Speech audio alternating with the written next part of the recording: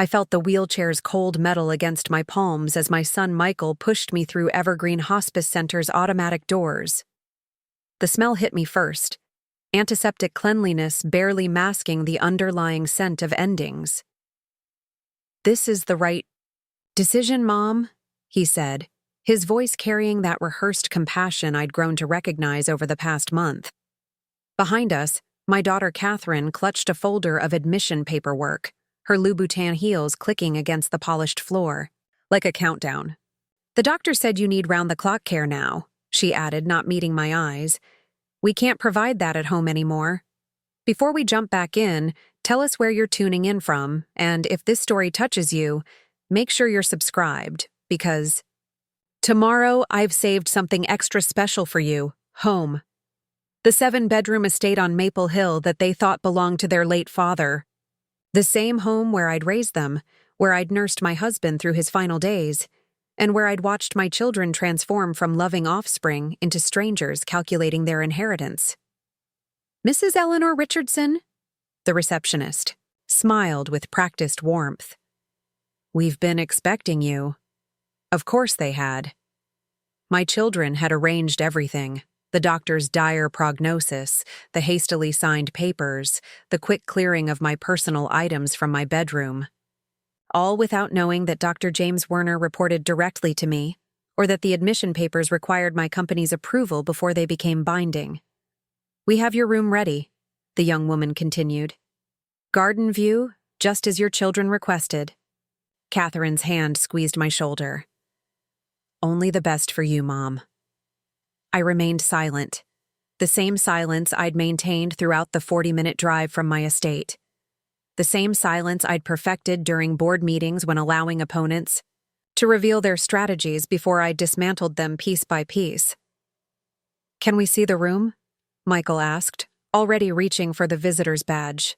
"Of course," the receptionist nodded. "Sarah will show you the way." A nurse with kind eyes approached, taking control of my wheelchair from Michael. "I'll take good care of her," she promised. If only they knew. Sarah wasn't just any nurse. She was Sarah Kaminsky, Director of Patient Services, who had worked with me for 15 years, building Richardson Health Systems from a single clinic into the largest medical provider network in 3 states. The same network that included Evergreen Hospice Center. "Follow me," Sarah said, her eyes meeting mine briefly with the slightest nod of acknowledgement. Preparing and narrating this story took us a lot of time, so if you are enjoying it like this video, it means a lot to us. Now back to the story.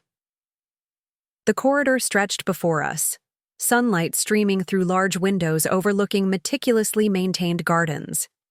In another life, I would have appreciated the architectural details. I'd approved them myself during the renovation 5 years ago. "This is a beautiful facility," Catherine commented, her gaze sweeping over the artwork on the walls. "Dad would have wanted you to be comfortable. My late husband Robert would have been appalled at their behavior. He'd built his portion of our fortune through hard work and integrity, values he'd tried to instill in our children, values that had apparently eroded the moment they believed I was too frail to notice their schemes." "Here we are," Sarah announced, stopping before room 237. Mrs. Richardson's suite. The room was spacious, designed to feel less institutional, with soft colors and home-like furnishings. A large window overlooked flowering cherry trees and a small pond.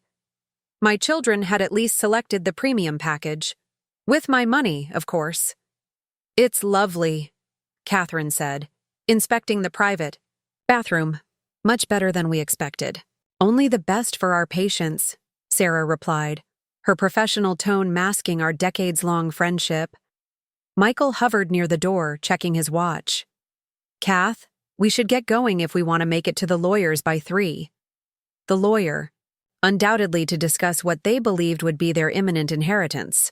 My rapidly declining health had accelerated their plans, particularly after they'd discovered what they thought were financial difficulties in my personal accounts. "Dow. You need help settling in, Mom?" Catherine asked, already gathering her designer purse. I finally broke my silence. "I'll manage." My voice, stronger than they'd heard in weeks, caused them both to pause. "Sarah will help me," I added softly, returning to the frail persona I'd adopted. Relief washed over their faces. "We'll come back tomorrow," Michael promised, leaning down to kiss my cheek. "Once you're settled in." "Take your time," I replied. "I'm sure you both have many things to arrange." Catherine's eyes darted to Michael's. "Just some paperwork, Mom. Nothing for you to worry about." "Of course, dear." They made their goodbyes, promises to visit soon hanging in the air like the scent of wilting flowers. Sarah waited until their footsteps faded down the hallway before closing the door. "Those ungrateful," she began. I held up my hand. "Not yet. Walk me to the window first." Sarah pushed my wheelchair to the large window. From this vantage point, I could see the parking lot where my children were already climbing into Michael's Range Rover, purchased with his last birthday gift from me. "Are they gone?" I asked, not taking my eyes off the vehicle. "Just pulling out now," Sarah confirmed. I watched until the car disappeared through the gates before slowly rising from the wheelchair, my movements deliberate but steady. The weakness that had convinced my children I needed hospice care melted, away as I stretched to my full height. "Much better," I sighed, turning to Sarah. "How long have they been planning this?"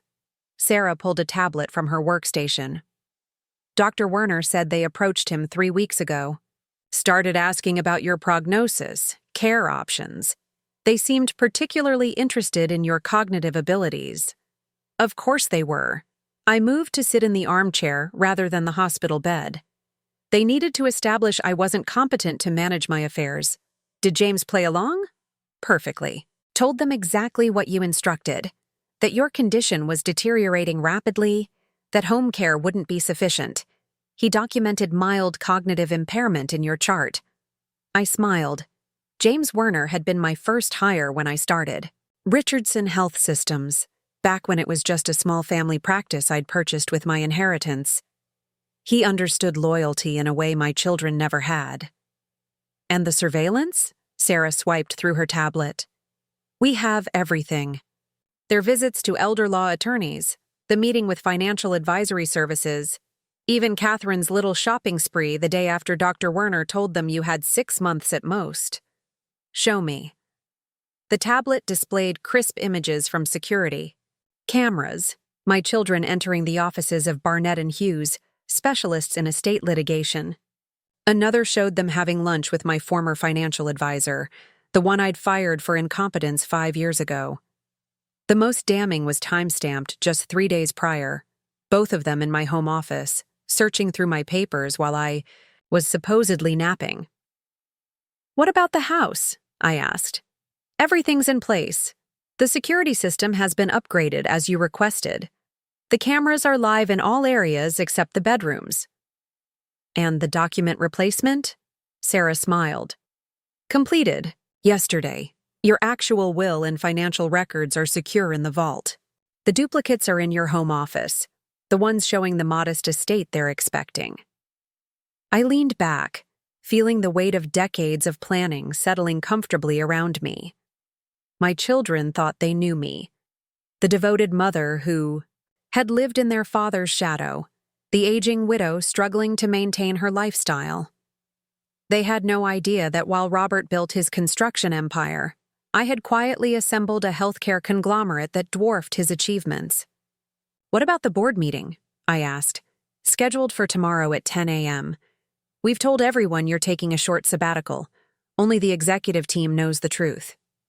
The executive team, 5 brilliant women I'd mentored over the years, each selected not just for their business acumen but for their integrity. Unlike my children, they had earned their positions through merit and loyalty. Perfect. I stood again, walking to the closet where my actual clothes hung instead of the faded nightgowns my children had packed for me. "I'll need the car brought around at 8:30 tomorrow morning." "Already arranged," Sarah replied. "And the rest of your schedule has been adjusted. We've moved your meetings to the executive suite here for the next week." The executive suite, a fully functioning office disguised as a rehabilitation center on the top floor of Evergreen. Another of my contingency plans, created years ago when I first recognized the growing entitlement in my children's attitudes. "Their access to the accounts?" I asked, selecting a tailored suit for tomorrow's meeting. "Restricted as of 2 hours. AGO. They can see the balances but can't make any transactions. Harrison at the bank said Michael tried to access your safe deposit box this morning." I wasn't surprised. Michael had always been impatient, even as a child. "And the properties?" "The false documents are in place. As far as they know, the house has a substantial mortgage, and you sold your vacation properties to cover medical expenses. In reality, I owned not just the family estate outright, but 6 other properties, including the beachfront condo Catherine used whenever she wanted to escape her marriage, and the ski lodge where Michael took his girlfriends.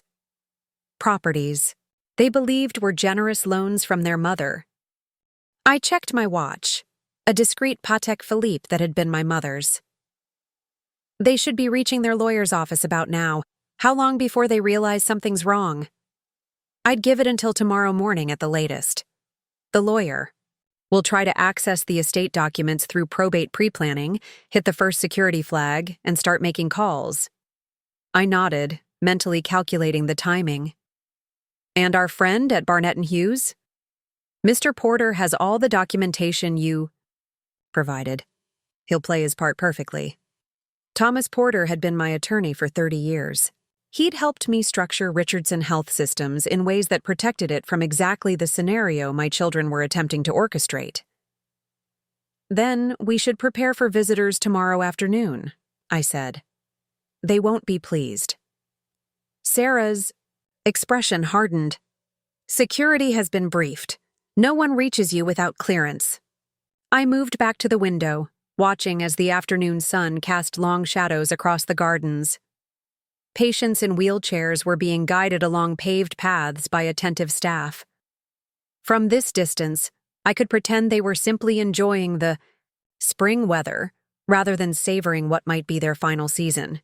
"You know," I said softly, "I've spent my entire life making contingency plans, building safety nets, creating systems to protect what matters." I turned to face Sarah. "I never thought I'd need to deploy them against my own children." Sarah's expression softened. "They gave you no choice, Eleanor."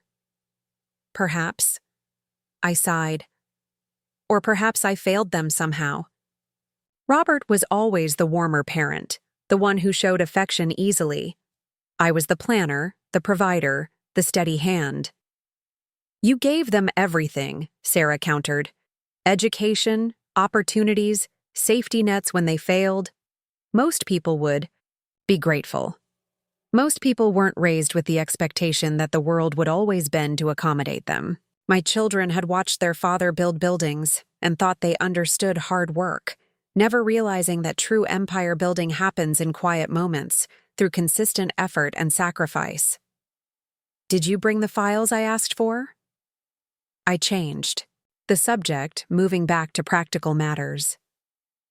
Sarah retrieved a leather portfolio from her bag. "Everything you requested: patient satisfaction reports, the expansion proposals, and the acquisition documents for Westlake Medical Center." Work had always been my refuge.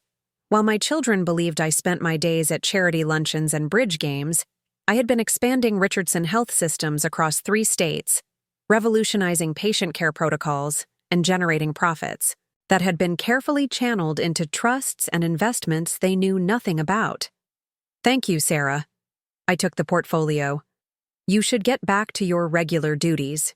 We don't want to raise suspicions." "Are you sure?" She hesitated at the door. "I can arrange for dinner to be brought up from the executive dining room instead of the regular patient meal." I smiled at her concern. "The regular meal will be fine. I need to maintain appearances for now." After Sarah left, I settled into the armchair with my portfolio, reviewing the documents with the same meticulous attention I'd given to contracts and acquisitions throughout my career. The upcoming Westlake acquisition would cement Richardson Health Systems as the dominant healthcare provider in the region. adding another jewel to the crown my children thought was made of paste. Hours passed as I worked, making notes and revisions, fully immersed in the business that had been my true passion for decades. The gentle knock at the door barely registered until it came again, more insistent. "Come in," I called, quickly slipping the portfolio beneath a magazine on the side table. A nurse I didn't recognize entered with a dinner tray. "Evening meal, Mrs. Richardson? How are you settling in?" I adopted the slightly confused expression my children had grown accustomed to seeing. "Fine, dear. Just fine. That's good to hear." She set the tray on the overbed table and wheeled it toward me. "We have roast chicken this evening, with mashed potatoes and green beans. There's also vanilla pudding for dessert. Institutional food, despite the hospice's attempts to elevate it. Another small indignity my children hadn't considered when they'd decided this was where I belonged. "Thank you," I murmured. "Could you turn on the television before you go? The news, please." The nurse obliged, leaving me with the local evening broadcast. I had no interest in the day's events, but the background noise would discourage further conversation if anyone else came to check on me. I picked at the food, my appetite diminished not by illness but by anticipation. Tomorrow would set in motion events that couldn't be undone. My children would finally learn the truth, not just about my health, but about the empire I'd built while they were busy spending the fruits of my labor. As night fell, I changed into silk pajamas I'd had Sarah bring from my private collection rather than the worn flannel my children had packed. The hospice bed was surprisingly comfortable, designed for patients who might never leave it. I would sleep here tonight, maintaining the charade until it was time to reveal the truth. My phone, my real phone, not the simplified model my children thought was all I could manage, buzzed with a message from Thomas Porter. Meeting concluded. Subjects requested expedited access to estate planning documents citing concerns about testamentary capacity. First phase complete. I smiled in the darkness. My children were moving exactly as predicted, following the path I'd laid out without, realizing they were walking into a trap of their own making. By this time tomorrow, they would understand the consequences of underestimating me. I set an alarm, though I rarely needed one. Decades of early mornings had programmed my body to wake. Before dawn, tomorrow would begin like any other day at Richardson Health Systems, with its CEO fully in command, despite what my children believed. As I drifted toward sleep, I thought about the photographs on my office wall, my children at various ages, smiling, seemingly full of promise. When had ambition turned to entitlement? When had love of family transformed into love of what family could provide? Perhaps tomorrow's revelations would answer those questions, or perhaps some mysteries of the human heart remain unsolvable, even to a woman who had built her life on finding solutions. Either way, by tomorrow evening, Michael and Catherine would understand exactly who their mother had always been, not just the woman who had raised them, but the woman who had built an empire while they weren't paying attention. The woman they had gravely underestimated, and that realization would be just the beginning of their education. I woke before my alarm, the unfamiliar ceiling of room 237 momentarily disorienting until the previous day's events snapped into focus. 5:15, the same time I'd risen for the past 40 years, regardless of where I slept. Old habits were reliable companions when navigating unfamiliar waters. The hospice was quiet, that liminal space between night shift and morning routines. Perfect timing. I slipped from bed, my joints protesting only slightly, nothing like the exaggerated stiffness I'd performed for my children's benefit. In the bathroom, I studied my reflection under the harsh fluorescent lighting. Eleanor Richardson, 72 years old. Silver hair cut in a practical bob, face lined but not defeated by time, eyes clear and sharp, missing nothing. Not the fragile, confused woman my children had consigned to this place, but the CEO who had built Richardson Health Systems from nothing while raising two children who never quite understood what it meant to build rather than simply inherit. showered efficiently, applied makeup with practiced precision, and dressed in the St. John's suit Sarah had brought, navy blue with subtle gold threading, Power dressed as medical professional. The transformation from helpless patient to healthcare executive was complete before most of the facility had begun breakfast preparations. A soft knock at exactly 6:30 confirmed Sarah's punctuality. "Good morning," she said, entering with a garment bag and a leather briefcase. "Sleep well?" "Well enough." I accepted the coffee she offered, from the executive dining room, not the patient cafeteria. "Any developments?" Sarah set the briefcase on the small table. "Several. Michael tried accessing your main account at First National at 4:45 p.m. yesterday. When that failed, he contacted 3 other banks where he thought you might have accounts. And? He was informed that he isn't an authorized user on any accounts, despite the power of attorney document he presented." I sipped my coffee, savoring both the rich flavor and the mental image of Michael's frustration. "The document they had me sign when I had that bout of pneumonia 3 months ago?" "Exactly. The one that was never actually filed because you recovered so quickly." Sarah's smile was sharp. "Though they don't know that part?" "Catherine made 11 phone calls after leaving the lawyer's office. 4 to financial advisors, 3 to real estate appraisers, 2 to auction houses, and 2 to Michael." I nodded, picturing Catherine's methodical approach to what she thought would be the dismantling and distribution of my estate. Always the planner, my daughter. In different circumstances, I might have admired her thoroughness. "The board is assembled in the executive conference room," Sarah continued. "Only the core team as you requested. The acquisition documents for Westlake are prepared for your signature." "And our special guest?" "Dr. Stevens will arrive at 11 as planned.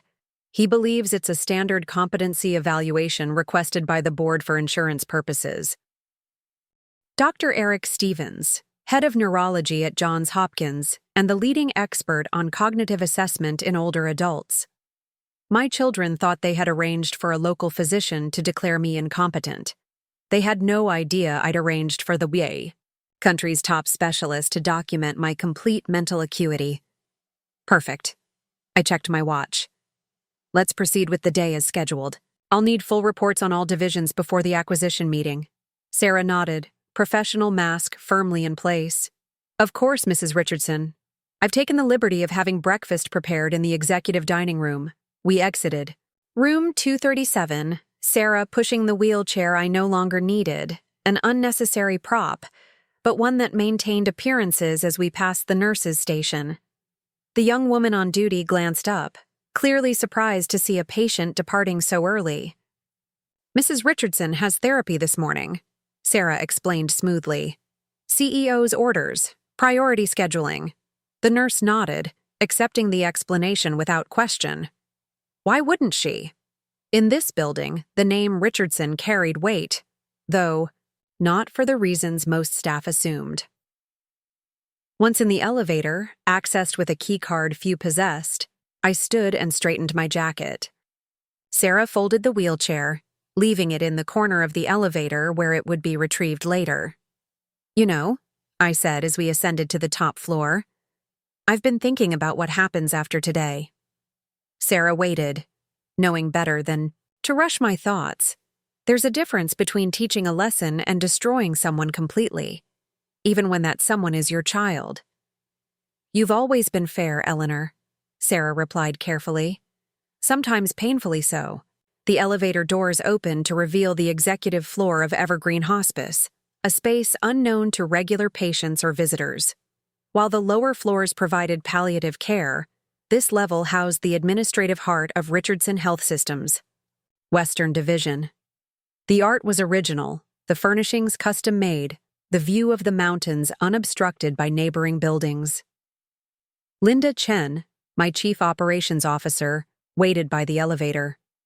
At 48, she'd been with the company for 20 years, rising through ranks based on merit rather than connections. "Everything's prepared," she said, falling into step beside us. "The team is assembled. Quarterly reports are finalized, and Dr. Stevens's credentials have been verified. His flight landed 30 minutes ago. And our contingency? I asked. Security protocols have been upgraded. No one enters this floor without direct clearance. I've also secured the patient files as you requested, both the real ones and the, modified versions. The modified versions documented my supposed cognitive decline, created under my direction as part of the elaborate chess game I was playing with my children. They would never realize that each time they thought they were planning a move ahead, I had already orchestrated their path 10 steps before. The executive dining room gleamed with understated elegance, polished mahogany, crisp linens, silverware that reflected morning light streaming through floor-to-ceiling windows. The personal chef I'd hired away from a Michelin-starred restaurant 5 years ago had prepared a simple but perfect breakfast: poached eggs on avocado toast, fresh berries, and freshly squeezed orange juice. "The board is eager to begin," Linda noted as I took my customary seat. "Especially after yesterday's stock fluctuation. 5 points down after rumors of my health concerns," I guessed, spreading a linen napkin across my lap. 6, actually. Jenkins from Merrill Lynch has been making calls, suggesting our leadership might be in transition. Jenkins. I speared a BlackBerry with more force than necessary. Always looking for market disruption to benefit his clients, will address that particular issue this afternoon. Breakfast concluded efficiently, as all meals did in my presence. Food was necessary fuel, not an indulgence. Another lesson my children had never absorbed, judging by their excessive restaurant bills charged to accounts they believed I didn't monitor. The boardroom fell silent as I entered. 8 faces turned toward me, expressions ranging from relief to carefully masked surprise. The Richardson Health System's executive board had been selected personally over years. Professionals who valued competence over connections, results over relationships. 3 men, 5 women, each bringing unique expertise to our operation. "Good morning," I began, taking my seat at the head of the table. "Let's dispense with pleasantries and proceed to business. Linda, the quarterly reports." For the next 2 hours, we moved through agenda items with practiced precision. Expansion plans for the East Wing of Evergreen Memorial Hospital. Staff recruitment challenges at our rural clinics. The new partnership with State University's medical program. Throughout the discussion, I asked pointed questions, suggested strategic adjustments, and made decisions with the same clarity I'd demonstrated for decades. No one at this table would ever question my competence. They had witnessed my leadership through economic downturns, regulatory changes, and technological revolutions. They knew the real Eleanor Richardson, not the diminished version my children had convinced themselves existed. At precisely 10:45, Sarah discreetly entered and placed a note before me. "Your children have made 17 attempts to contact various financial institutions this morning. The last was to Meridian Trust, where Michael became belligerent with a manager who refused to provide account details." I nodded, unsurprised. Frustration would be setting in now, followed inevitably by desperation. The careful plans they'd constructed were unraveling thread by thread. "Dr. Stevens has arrived," Sarah added. "He's being escorted to the meeting room now." "Thank you." I turned to the board. "We'll reconvene at 2 for the Westlake acquisition signing. Until then, proceed with departmental oversight as discussed." The boardroom emptied efficiently, years of working with me having instilled an appreciation for brevity. Only Linda remained, her expression carefully neutral. "Will you need support for the evaluation?" she asked. "No. This is something I need to handle personally." I gathered my portfolio. "Ensure the documentation is recorded properly. We may need it for legal purposes." The meeting room was smaller than the boardroom, designed for confidential discussions rather than corporate governance. Dr. Eric Stevens stood as I entered, extending his hand with the confidence of someone accustomed to evaluating powerful individuals. "Mrs. Richardson, an honor to meet you. Your work in healthcare systems integration has been revolutionary. I accepted his handshake. Thank you, doctor. I appreciate your discretion regarding this evaluation. Of course. He gestured to the testing materials arranged on the table. Shall we begin? I understand time is of the essence. For the next 90 minutes, Dr. Stevens conducted the most thorough cognitive assessment available in modern medicine. Memory recall, problem-solving scenarios, language processing, spatial recognition, each test designed to identify even subtle impairments in executive function. I completed each task with precision, occasionally allowing myself the smallest smile as I recalled practicing similar confusion when my children were present. Mrs. Richardson, Dr. Stevens said finally, reviewing his notes. I rarely say this without qualification, but your cognitive function is exceptional, particularly for someone of any age, let alone 72. Your processing speed and memory recall are comparable to individuals decades younger. I'm aware, I replied simply. I need this documented officially with your professional credentials attached. Multiple copies notarized with your detailed findings. Understanding dawned in his eyes. This wasn't routine corporate insurance. This was protection. You have concerns about someone challenging your competency. Let's call it contingency planning, doctor. Something I've excelled at throughout my career. He nodded slowly. I can provide comprehensive documentation by this evening. Would you prefer electronic copies or physical? Both. Sent directly to Thomas Porter at Barnett and Hughes, with copies, to myself and my chief counsel. I handed him a card with the relevant contact information. Your discretion is appreciated. Understood. He gathered his materials. For what it's worth, Mrs. Richardson, in 30 years of practice, I've rarely encountered a mind as sharp as yours. Whoever questions your competency is severely misinformed. Misinformation can be a useful tool, doctor, when deployed strategically. After Dr. Stevens departed, I returned to my office adjacent to the boardroom, a space my children had never seen, on a floor they didn't know existed, in a building they believed was simply where they had abandoned their declining mother. Sarah appeared with lunch, a simple salad and mineral water. Update on your children. They've now contacted Thomas Porter 3 times this morning. The last call ended with Catherine in tears after he informed her that accessing your accounts without proper authorization could constitute elder financial abuse. I allowed myself a small smile. Thomas was playing his role perfectly, expressing concern while creating a documented trail of my children's increasingly desperate attempts to seize control of assets they had no right to access. What time did you tell security to expect them? I asked. Based on their patterns, between 2:30 and 3. Michael has a standing tennis game at the club until 2, and Catherine never confronts difficult situations without him.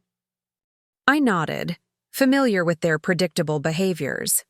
Catherine, for all her designer clothes and social connections, had always hidden behind her brother when genuine conflict arose. Michael preferred to handle unpleasantness himself, maintaining his carefully cultivated image as the family protector, particularly after their father's death. The hospice staff on the lower floors? Instructed to direct them to patient services if they arrive looking for you. The receptionist will inform them you're in therapy and cannot be disturbed. And if they insist? Sarah's expression hardened slightly. Security has been briefed. No one reaches you without clearance, as we discussed. I finished my lunch, mind already mapping the coming confrontation. The Westlake signing is at 2. I want that completed before they arrive. Already arranged. Legal has the documents prepared, and the Westlake representatives will be here at 1:50. The Westlake Medical Center acquisition represented a $420 million expansion of Richardson Health Systems, the largest single transaction in the company's history. My children believed I spent my days watching television and struggling with technology, completely unaware that I was orchestrating a healthcare consolidation that would reshape regional medicine for decades to come. At 1:45, I reviewed the acquisition documents one final time, noting minor adjustments to the staffing transition protocols. The Westlake administration would be integrated gradually, keeping key personnel while implementing Richardson's more efficient management systems. By the time my children confronted me, I would have added $500 million in assets to a company they didn't know I controlled. The signing proceeded smoothly, celebratory but subdued. Handshakes were exchanged, papers notarized, press statements prepared for release the following morning. Throughout the process, I maintained the focused attention that had built my reputation in business circles, giving no indication that this corporate milestone was occurring simultaneously with a deeply personal conflict. "Congratulations, Eleanor," Henry Williams, the Westlake chairman, said as he prepared to depart. "I'm pleased to know our life's work will continue under your guidance. The board couldn't have chosen a better steward. If only my own children had shown similar faith in my capabilities." As the boardroom cleared, Sarah appeared in the doorway, her expression confirming what I already suspected. "They're here, both of them." Michael became confrontational with reception when told you were unavailable. "Security has detained them in the main lobby." I checked my watch, 2:40. Earlier than expected. Michael must have skipped tennis entirely, his impatience finally overriding his carefully maintained schedule. "Have them escorted to the small conference room on this floor," I instructed. "Tell security to be courteous but firm." And Sarah, I paused, considering the theatrical elements of what would follow. "Have them wait 15 minutes before bringing them up. Psychological advantage? Something like that." I returned to my office, making a final call to Thomas. "Porter. They've arrived at Evergreen, earlier than anticipated."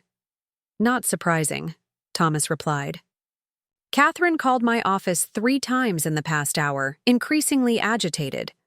Michael left a voicemail suggesting potential legal action for obstruction, although he was vague about what exactly we were obstructing.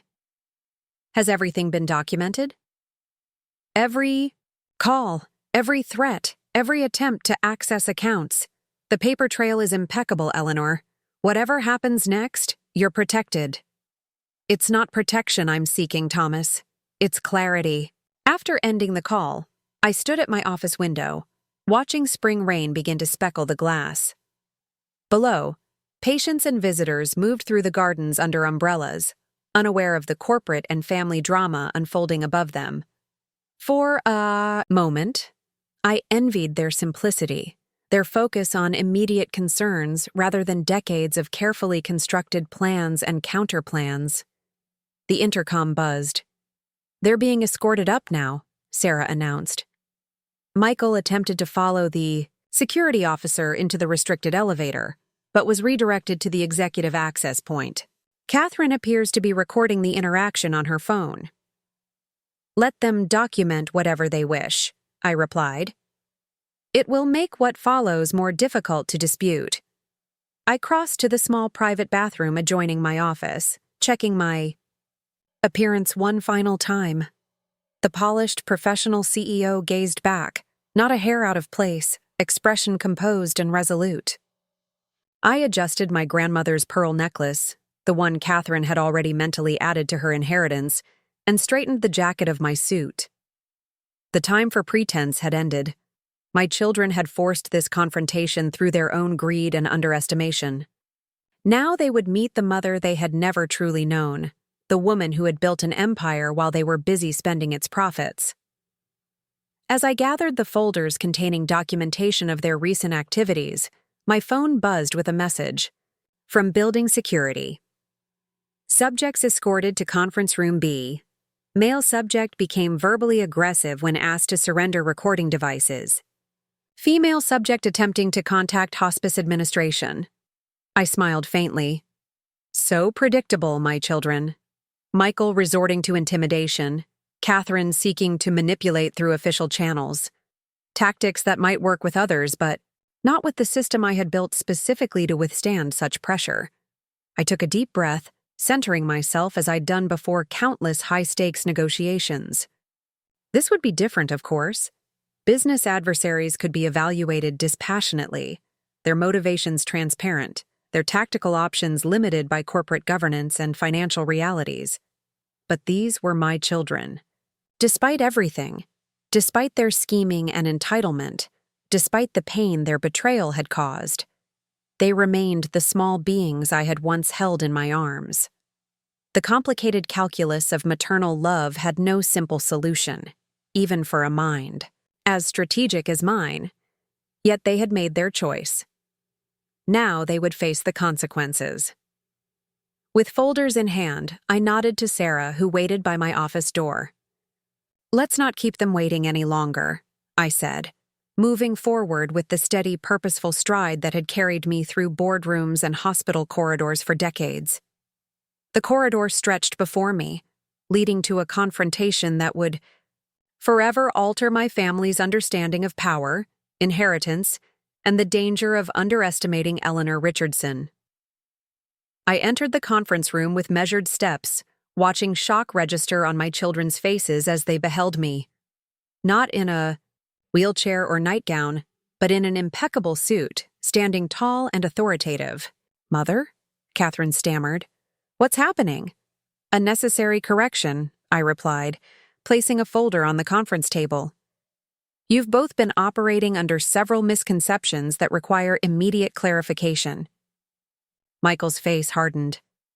"The staff said you were in therapy. We've been worried." "No, you've been calculating," I interrupted. 17 attempts to access my account since yesterday. Consultations with estate attorneys, discussions with auction houses about possessions you don't own. I slid documents across the table. "This is the deed to Evergreen Hospice Center, owned by Richardson Health Systems, my company. Founded before either of you were born, now encompassing 37 healthcare facilities across 3 states. Their stunned expressions would have been satisfying if they weren't my children." "That's impossible," Catherine whispered. "Dad handled all the business. Your father built buildings. I built an empire," I said simply. "One you never bothered to notice because you were too busy spending its profits." I placed another document before them. Dr. Eric Stevens' assessment of my cognitive function, confirming what I've always known. There is nothing wrong with my mind. The confusion you observed was a performance, triggered by your increasingly transparent attempts to seize control of what you believed was a vulnerable woman's assets. Michael finally found his voice. "You tricked us? Your own children?" "I protected myself from my own children," I corrected. "And in doing so, learned exactly who you've become." I opened the final folder. "These are the new terms of your inheritance. The family estate, which I own outright, will be converted into a medical teaching facility. Your access to company funds ends today. The trusts established for you will provide modest monthly stipends, contingent upon community service requirements." Catherine began sobbing, Michael's face flushed with anger. "This is excessive punishment for a misunderstanding," he protested. "No, Michael. This is a belated lesson in consequences." I sat down, suddenly feeling every one of my 72 years. "You placed me in hospice care to expedite your inheritance. Instead, you've demonstrated precisely why you aren't ready for it." I stood again, smoothing my jacket. "Sarah will escort you out. The personal belongings you've already removed from my home should sustain you until you secure appropriate employment. Your key cards to the estate have been deactivated." As they absorbed the magnitude of their miscalculation, I felt an unexpected wave of sadness. Where had I gone wrong? What parental failing had created such entitlement? "Mom," Catherine pleaded, "you can't just—" "I can and I have," I said softly. "The question is what you will do now. Continue as you have been, or finally build something of your own. Either way, you'll do it without using me as your foundation." I walked to the door, pausing one final time. "When you're ready to know your mother, not as a resource to be managed or an obstacle to be removed, but as the woman I've always been, you know where to find me. Until then, I have a company to run." The door closed behind me with quiet finality. Life had presented me with many negotiations, but none as painful or necessary as this one.